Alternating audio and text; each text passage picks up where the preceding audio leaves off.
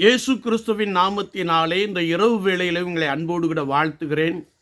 வேதத்தின் வெளிச்சம் என்ற வார்த்தையின்படி அடிப்படையிலே நாம் பரிசுத்த ஆவியானவர் யார், இந்த பரிசுத்த ஆவியானவர் நமக்கு ஏன் தேவை, மூன்றாவதாக இந்த பரிசுத்த ஆவியானவரை நான் பெற்றிருக்கிறேனா, நான்காவதாக பரிசுத்த ஆவியானவர் எவ்வளவாய் நம்மை நடத்துகிறார் என்ற வார்த்தையின் அடிப்படையிலே நாம் கர்த்தருடைய வார்த்தையை தியானிக்கப் போகிறோம்.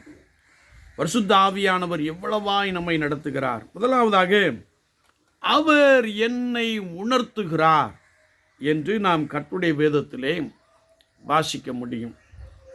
அப்போஸ்தலர் நடபடிகளின் புஸ்தகம் 2ஆம் அதிகாரம் 11ஆம் வசனத்தை நாம் வாசிக்கின்ற பொழுது, 11ஆம் வசனம் முதல் பல வசனங்களை நாம் தியானிக்கின்ற பொழுது, பேதுரு 11 கூட நின்று உரத்த சத்தமாய், யூதர்களே, எருசலேமில் வாசம் பண்ணுகிறவர்களே, என் வார்த்தைக்கு செவி கொடுங்கள்.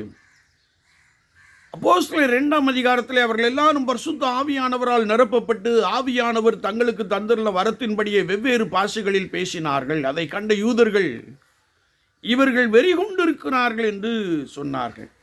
அதைத்தான் அப்போஸ்தலனாகிய பேதுரு சொல்லுகின்ற பொழுது, நீங்கள் நினைக்கிறபடி இவர்கள் வெறி கொண்டவர்கள் அல்ல. யோவேல் தீர்க்கதரிசியினால் உரைக்கப்பட்ட வார்த்தை, கடைசி நாட்களிலே மாம்சமான யாவர் மேலும் என் ஆவியை ஊற்றுவேன் என்ற வார்த்தை இவர்களுக்குள்ளே பலமாய் நிறைவேறுகிறது என்பதை நீங்கள் அறிந்து கொள்ளுங்கள்.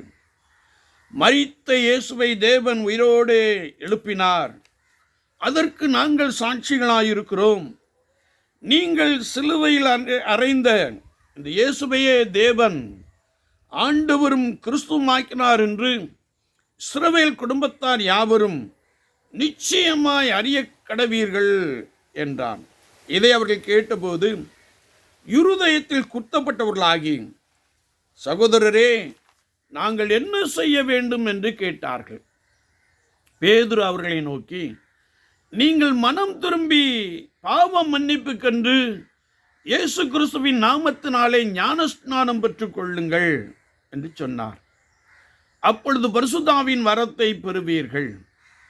இந்த வாக்குத்தத்தமானது உங்களுக்கும் உங்கள் பிள்ளைகளுக்கும் கர்த்தர் தூரத்திலிருந்து வரவழைக்கிற யாவருக்கும் உண்டு என்று சொல்லி இயேசு கிறிஸ்துவை குறித்து அவர்களோடு கூட பரிசுத்த ஆவியானவரை கொண்டு பலமாய் சத்தமாய் பேசினார்.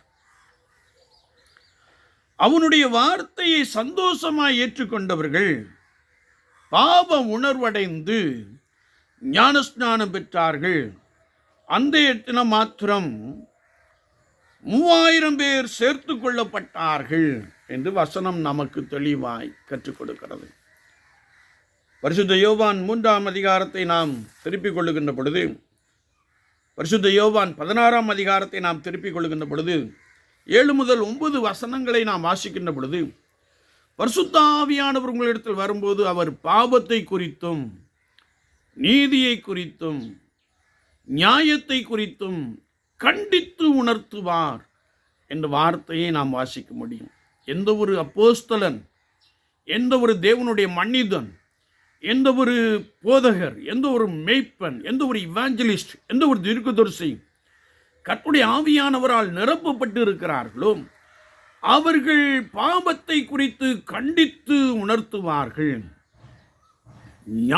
நியாயத்தை குறித்து பேசுவார்கள் என்று வேதம் நமக்கு தெளிவாய் கற்றுக் கொடுக்கிறது. அப்படி கண்டித்து உணர்த்துகின்ற பொழுது அநேகர் இருதயத்தில் குத்தப்பட்டவர்களாகி கர்த்தராகிய இயேசு கிறிஸ்துவின் நாமத்தை ஏற்றுக்கொண்டு பாவ மன்னிப்பை பெற்று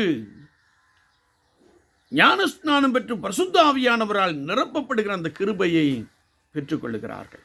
எனவே பரிசுத்த ஆவியானவர் நமக்குள் வருகின்ற பொழுது அவர் நம்மை உணர்த்துகிறவராக இருக்கிறார். விசுவாச வாழ்க்கையிலே நான் இப்படிப்பட்ட ஒரு பெரிய அனுபவத்தை நான் பெற்றிருக்கிறேனா? சற்று நம்மை ஆராய்ந்து பார்ப்போம். ஏனென்றால் அவர் நம்மை சரியான வழியிலே நடத்துகிறவராக இருக்கிறார், நம்மை உணர்த்துகிறார். நான் ஆவியானவர் உணர்த்துகின்ற பொழுது, கீழ்ப்படுகின்ற பொழுது கர்த்தர் நம்மை சரியான பாதையிலே நித்திய ஜீவனுக்கு நேராக தேவனுடைய ராஜ்யத்திற்கு ஏற்ற ஒரு கிரியைகளை நடப்பிக்கிற ஒரு மனிதனாய், குடும்பமாய், சபையாய் அவருக்கு முன்பதாக காணப்பட்டு அவருடைய வழிகளிலே நடக்கிற ஒரு பெரிய அனுபவத்தை கற்றுக் கொடுக்கிறார். ஆண்டவர் தாமே இந்த வார்த்தைகளை கொண்டு உங்களை பலமாய் வழிநடத்துவாராக. ஆமேன், ஆமேன்.